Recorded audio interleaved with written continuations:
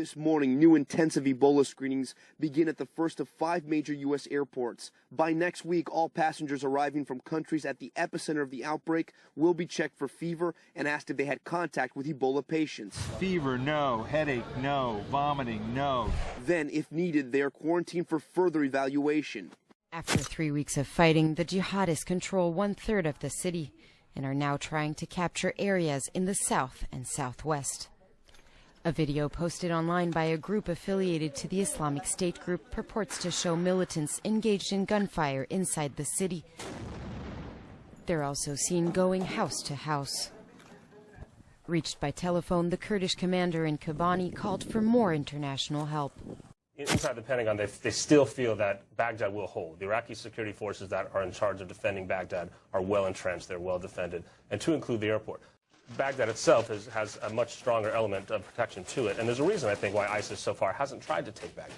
They use the term influx and Anbar, and because it looks pretty bad. And so I'm just having a hard time that they don't think that Baghdad is in flux in light of the fact that they keep marching closer and closer and closer, and they're shooting down Iraqi helicopters. Well, if ISIS is in Anbar and is actually in control of a lot of those cities, and the Pentagon describes it as in flux, then they're not in Baghdad, right? And the thought is that even if some elements of ISIS get into Baghdad, it would be like you've seen elsewhere with terrorist campaigns. It'd be IEDs, it'd be very disruptive, but it's not divisions marching into the city to take a giant national capital.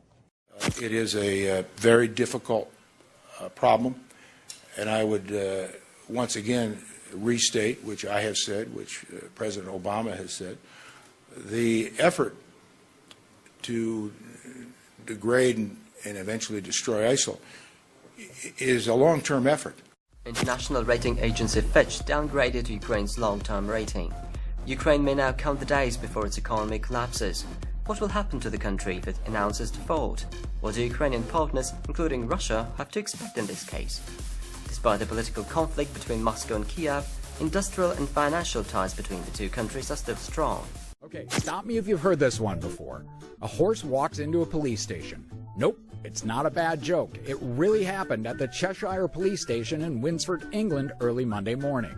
The horse is seen on closed-circuit video casually entering the station before an officer walked him back out. Apparently, the horse trotted over from a nearby field but was brought back home by the staff.